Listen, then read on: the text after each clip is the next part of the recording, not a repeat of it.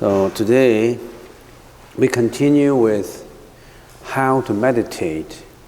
How to meditate is a very broad topic. You can discuss it in roughly, generally, with a summary. You can also go very deep into it. And I have been trying to give a broad summary, but more and more I think that maybe we should get a little deeper now into the core of the meditation. Last time we said that meditation is basically in two major parts, two major portions, or two major parts, or you can say, I don't want to use the word traditions, maybe in two major aspects of it. So meditation, it's just as a brief review, is in concentration and contemplation. The Sanskrit word is samatha and vipassana. And we said that, just to give you an example, we've been using anapanasati, anapanasati, in and out breath. And in the concentration part and the contemplation part, we practice satipatthana. Satipatthana is introspection, internal introspection, reflection in your own mind internally. It's not going out, attaching all objects that you are interacting with. It's introspection, which is within the mind. And we said, as a review, we said that, we use a summary, the object of concentration is the breath, and we focus on the in and out breath. And satipatthana, we have the four introspections of the mind. Some people use mindfulness. And mindfulness, many philosophers, many enlightened, more or less, enlightened monks, they don't like to use the word mindfulness. They like to use the word introspection, because mindfulness, the English word mindfulness seems to be that the mind has to be filled with something. The mind has to have thoughts of something. But introspection is to empty your mind. How can your mind be full? Mindful is the mind full? No, it's not. It's not the mind filling up the mind, no. Clearing your mind, emptying your mind of all this, using that word garbage.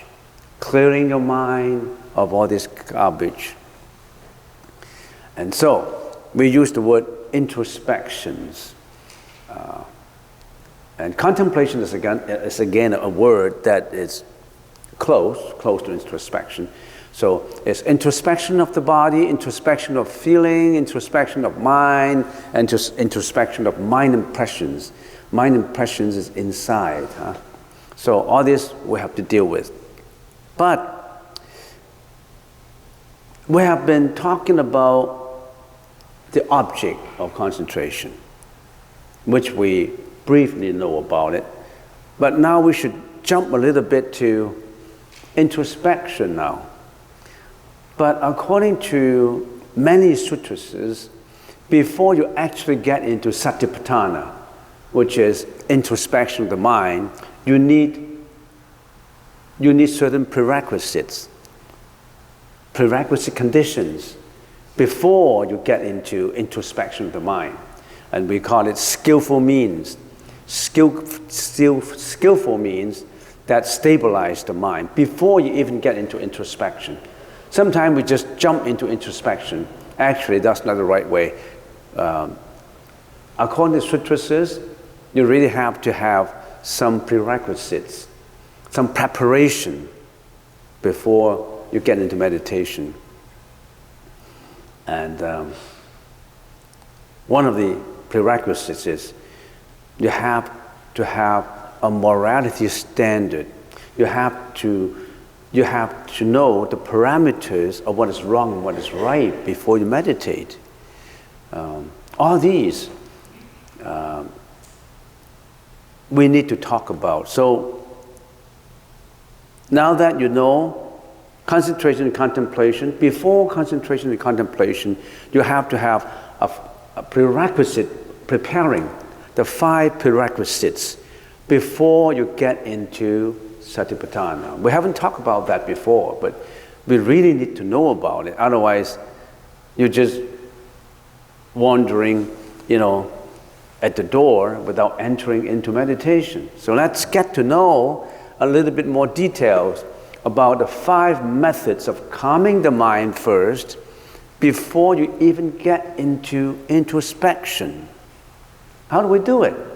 As prerequisites for the 4 introspections of the mind, one should practice the 5 methods of calming the mind, which are preliminary, basic, skillful means that help us to detach from wandering thoughts, bringing the mind to a single pointed state, one pointed state.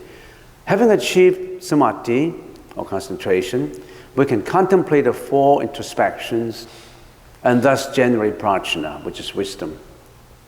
The 5 methods of calming or stilling the mind. The first one is contemplating the breath. Second one is contemplating the impurity of the body.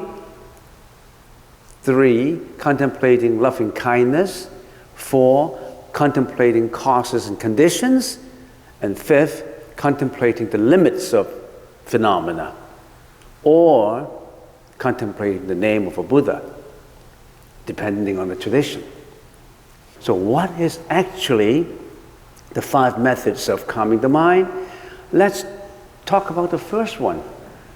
Remember, you need a decision tree to learn all these things, because when you get into one subject, you forget about where does it come from. The decision tree is meditation requires samatha and vipassana. Samatha is focus, concentration, right? Just the focus, concentration. Vipassana is contemplating, introspection. It goes deeper. And sometimes you need a combination of both. So concentration and contemplation is 2 sides of the same coin. A coin cannot go with just one side. Sometimes you need contemplation in concentration. Sometimes you need contemplation in concentration. It's like the wings of 2 birds. You can't just talk about one without talking the other. But why do we separate it? Just to emphasize the topic first. Just to emphasize concentration first, but then we stop introspection for a while and talk about concentration. But actually, you can't separate the 2.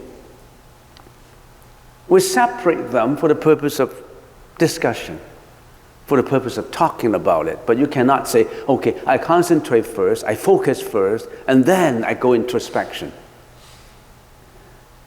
You cannot really focus without understanding, without wisdom, without contemplation. So both goes hand in hand. So let's talk about the breath.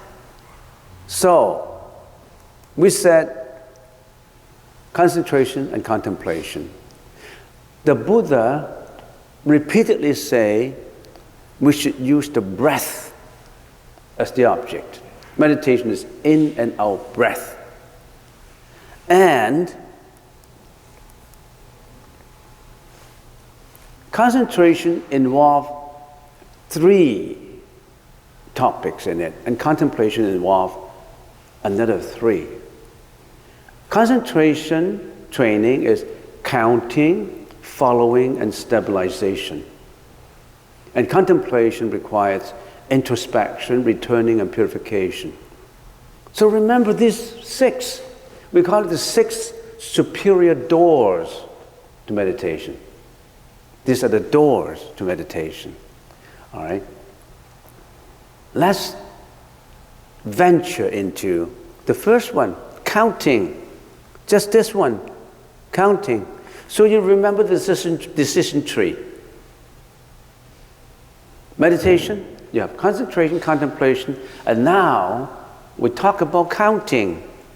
I've been saying, okay, count, but you don't, why do I have to count?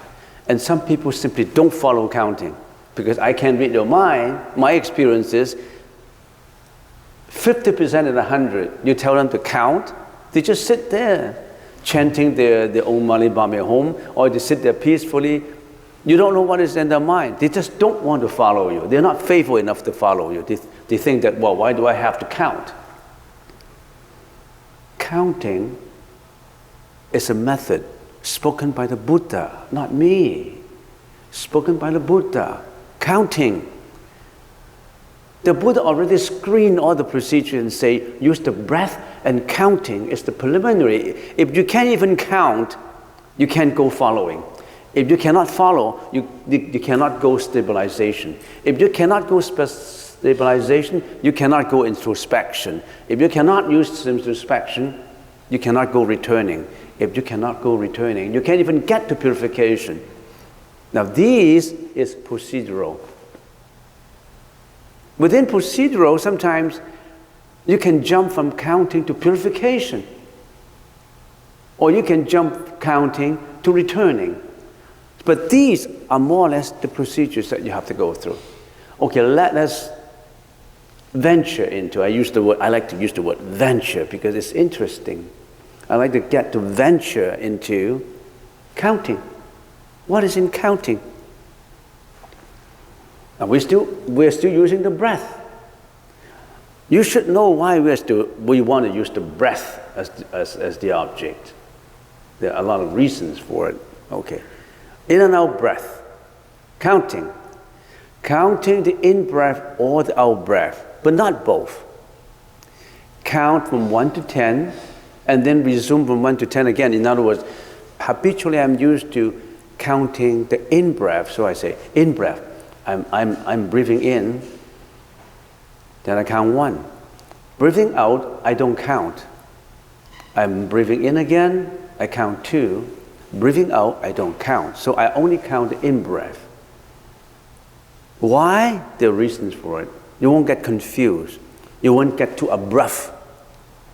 So in, you count the in-breath. Or you can count the out-breath. In other words, I'm not counting the in-breath. I'm in, breathing in, I don't count. Out, 1. I'm breathing in again, I don't count. Out, I count 2. I'm breathing in again, I don't count. Out, I count 3. You understand what I'm talking about? If you don't understand what I'm talking about, raise your hands. You don't understand? You understand? Okay, good, okay. So you count either the in-breath or the out-breath. Now, why don't we do it like this? Why don't we just stop for 1 minute and you close your eyes and you count your in-breath. In other words, in you count 1, out you don't count. In count 2, out you don't count. Until you come to 10, and then we'll continue. Okay? All right? Now let's meditate. Be very faithful. Count your breath. Don't just sit there doing nothing. Don't waste your time. You breathe in, you count 1. Breathe out, you don't count. Up to 10. Okay?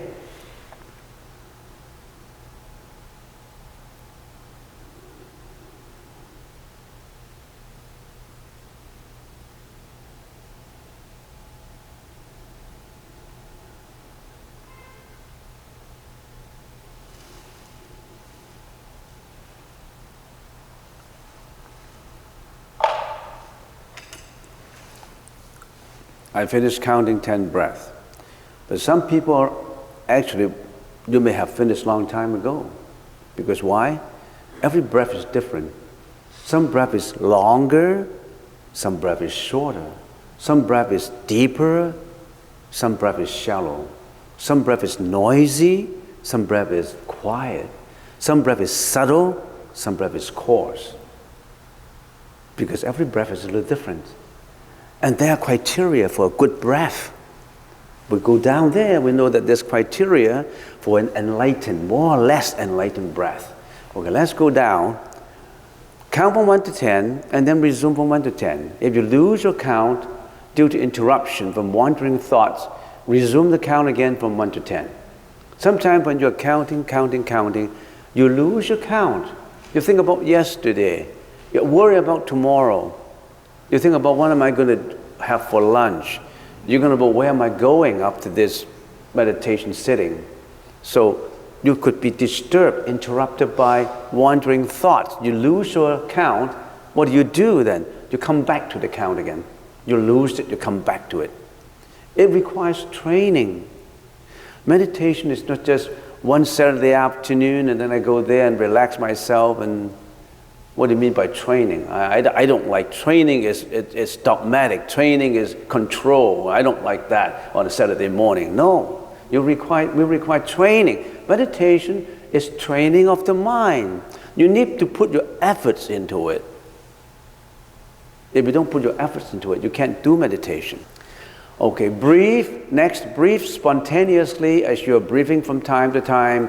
Do not make your breath longer or shorter. Be natural. Do not count beyond 10.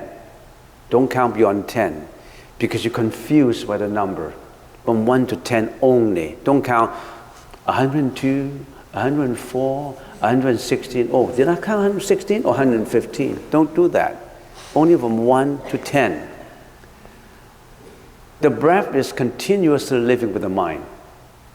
You have the breath, you have the mind. They're brothers. They can't leave each other. The mind is the breath is the mind. If the breath is deep, smooth, quiet, subtle, and long, that could indicate that the mind is more stabilizing than living with a breath that is short, interrupted, noisy, and rough. So, if your breath has changed from noisy to being quiet, from shallow to deep, from short to long, etc., etc., that means you're on your way in tranquility. And according to many classical Chinese medicine sutras, human beings or even beings whose breath is long, subtle, quiet, uninterrupted, they usually live longer than animals, than beings with short, interrupted, noisy breath. A dog only lives for 15 years, right? How did a dog breathe? That's how they breathe, right? A horse, animals that their breath is short, interrupted, noisy, not subtle, they live a shorter life. So in other words, if your breath is subtle, insubstantial, quiet, deep, long, you will enjoy a longer life. So the breath is absolutely important. Okay, let's go on to the next one. Okay, now, counting. According to the Buddha, if counting is successfully achieved, the following effects will manifest. Through relying on counting the breaths, the practitioner gains the ability to manifest the 4 dhyanas, the 4 immeasurable minds, and the 4 formless absorptions. For those who despise or underestimate breath meditation, you should see this. This practice is enough to lead you to the 4 dhyanas, to the 4 immeasurable minds, and the 4 formless absorptions. Now, what does this mean? I'm not going to go into full explanation because it takes time.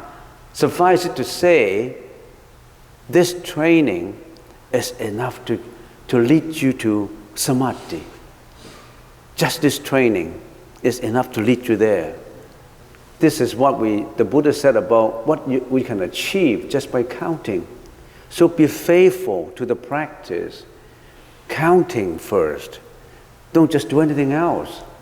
I can't read your mind because I know that according to my experiences, when you tell them to count, some of them sleep through, some of them think about something else, some of them even say, Om Mani Padme Hum, Mani Padme Hum, Mani Padme Hum, quietly in their mind. They just chant Om Mani Padme Hum.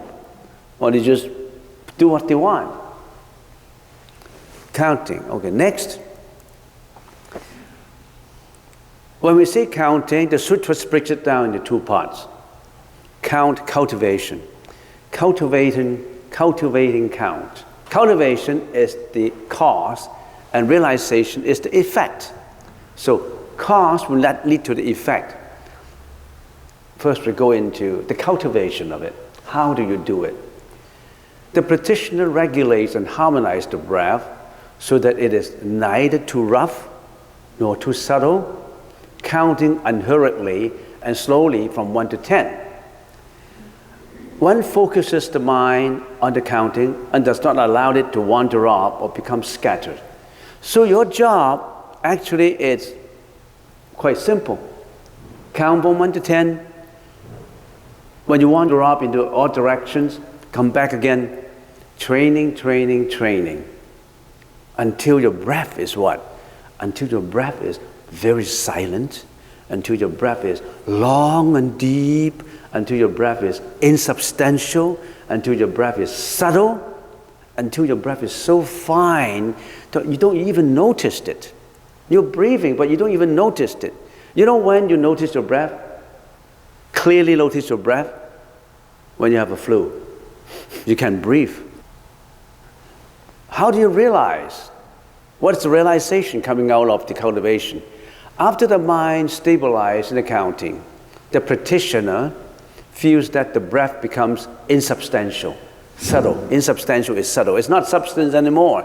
It's not a breath anymore. You can feel it. It's so fine, so subtle. It becomes so subtle and fine.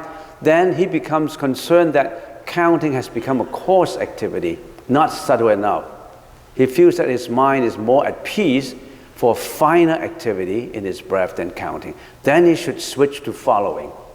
So in other words, some people say, I've been meditating for 5 years. And where would I go from here? I don't know. How do I go from here? You know yourself.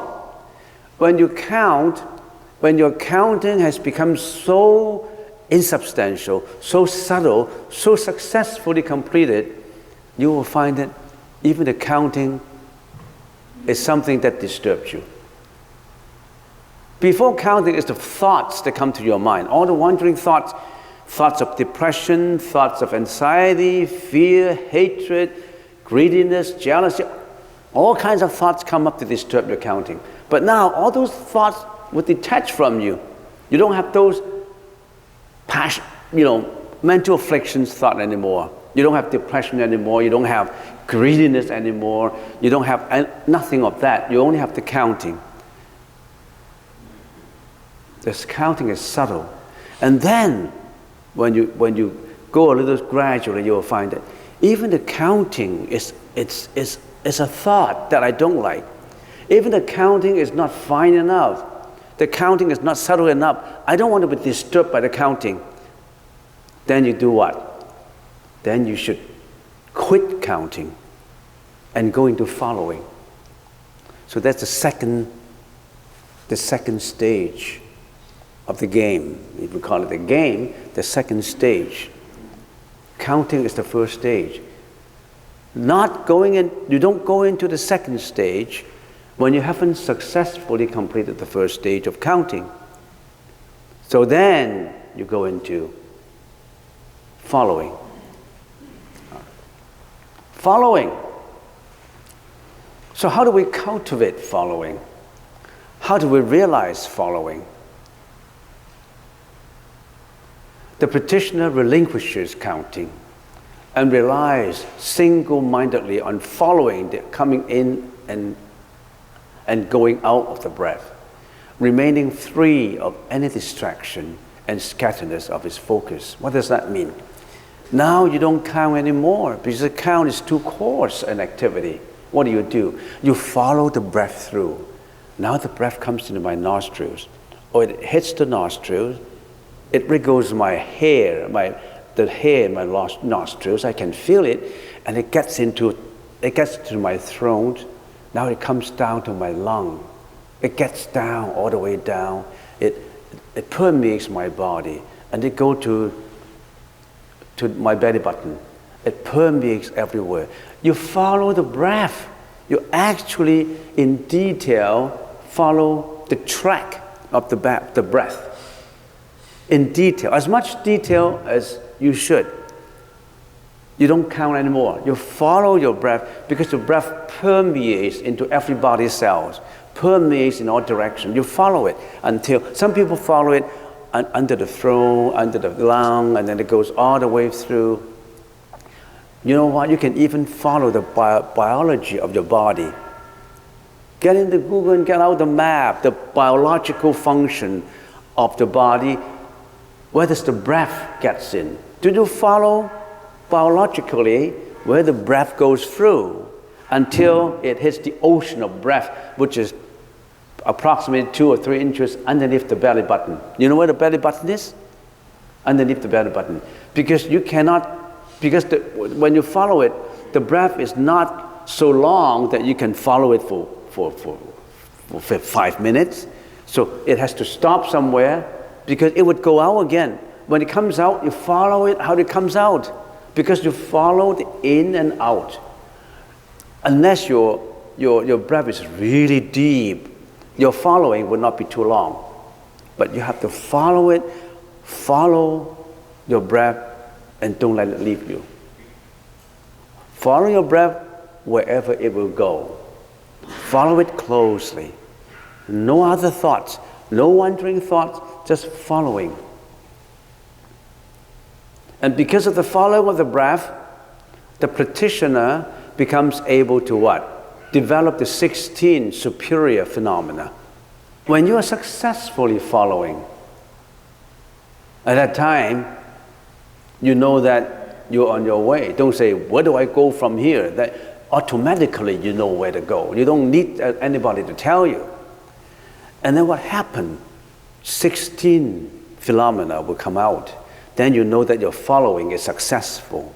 How do you judge that your following is successful? 16 superior phenomena will come out. I can't go through every one, but I just show you now so that we can talk about it next time. What are the 16? Awareness that the breath is coming in, awareness that the breath is going out, awareness that the breath is long or short, awareness that the breath permeates the body, relinquishing all physical actions, mental experiences of joy, mental experiences of bliss, experiences of mental actions. I need to explain every one of this in the next session.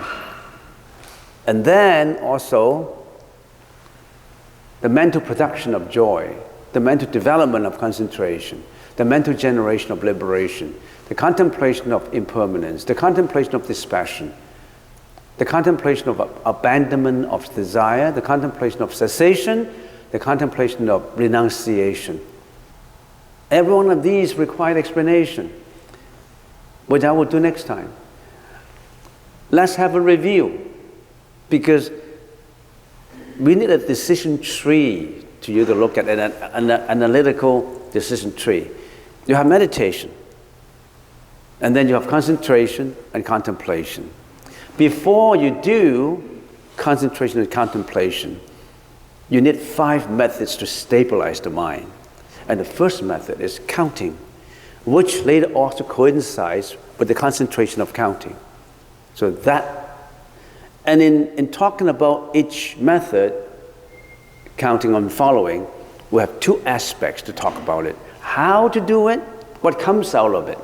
How to do it is the cultivation part of it. What comes out of it is the realization part of it. Now you know the decision tree? All right, so we'll talk about next time.